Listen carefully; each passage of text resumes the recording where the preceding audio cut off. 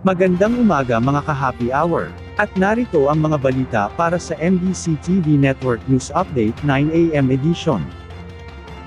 Ebidensya ng Grand Conspiracy sa missing Sabongeros case, pinagtatagpina ng mga awtoridad. Ating panuurin sa MBC TV Network News ni Edniel Parosa. Malapit na sa konklusyon ang istorya ng mga nawawalang Sabongero. Yan ang paglalarawan ni Interior Secretary John Vic Remulla sa kaso matapos madiskubre ng PNP Forensic Group ang ilang buto ng tao sa mga sample na nakuha sa lawa ng Taal kung saan sinasabing itinapon at 34 na missing Sabongeros. Sa panayam sa Campo Crame, sinabi ni Remulla na magtatagpi ito sa hawak nilang ebidensya gaya ng video ng pagdukot at forced confession sa mga biktima kung lalabas pa naman sa pagsisiyasat na kabilang sa mga nakuhang labi ay isa sa mga nawawalang Sabongero.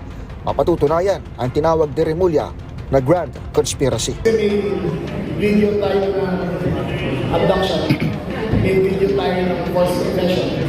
Ngayon kumahanap yung ganito tayo sa it's a conspiracy, grand conspiracy alongside.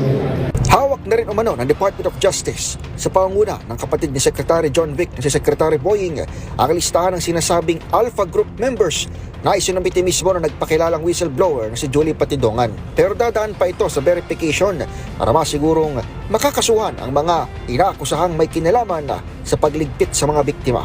No secret cause, kung kahit mayor, kahit governor, kahit senator, basta kasama sila dun sa Alpha Group na yan, anyone involved in the Alpha Group will be charged kung magpunta ng missing. Una nang kinaladkad ni Patidongan bilang Alpha member, si retired Police Lieutenant General Jonel Estomo. Para sa MBC TV Network News, ito si Edniel Parosa na Laser H. Una sa Pilipinas, una sa Pilipino.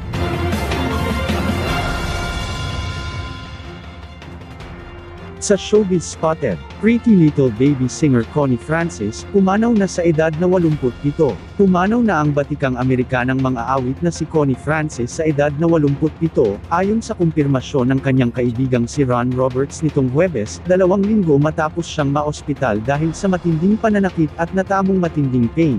Matatandaang si Connie ay ipinanganak sa Newark, New Jersey noong 1937 bilang Concheta Rosa Maria Franco Nero, nakilala sa mga awiting Pretty Little Baby, Everybody's Somebody's Fool, at Who's Sorry Now. Ito ay isa rin siya sa mga pinakasikat na babaeng mga awit noong 1950s at 60s, at ang kauna-unahang babaeng nakaabot sa number 1 sa Billboard Hot 100. Noong July 2, dinala si Connie sa isang ospital sa Florida at isinailalim sa serye ng pagsusuri sa kanyang mga huling post sa social media. Sinabi niyang siya'y mas gumagaan ang pakiramdam at nagpapagaling pa sa ilalim ng masusing pag-aalaga ng mga doktor. Bagamat nagretiro sa musika noong 2018, muling sumikat kamakailan ang kanyang kantang Pretty Little Baby sa TikTok na may mahigit 60 taon matapos itong unang i-release. Ani Connie, to think that a song I recorded 63 years ago is touching the hearts of millions of people is truly awesome. Nakilala rin si Connie sa kanyang laban sa mga personal na pagsubok. Siya'y naging biktima ng panggagahasa, nawala ng tinig dahil sa operasyon, at nawala ng kapatid matapos itong mapatay ng mafia. Naitala niya ang mga ito sa kanyang memoir na Who's Sorry Now noong 1984, kasunod ng isang suicide attempt.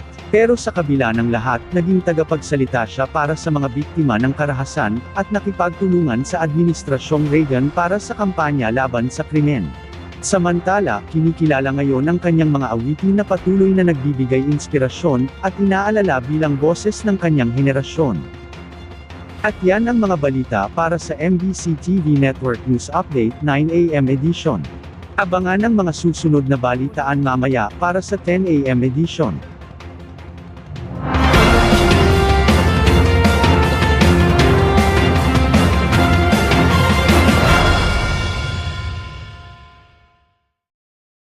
Mga ka-happy hour, kung gusto mong manood ang mga balita sa MBC TV Network News Update, mag-subscribe sa aming YouTube channel, i-like ang aming Facebook page, at i-follow sa aming TikTok account.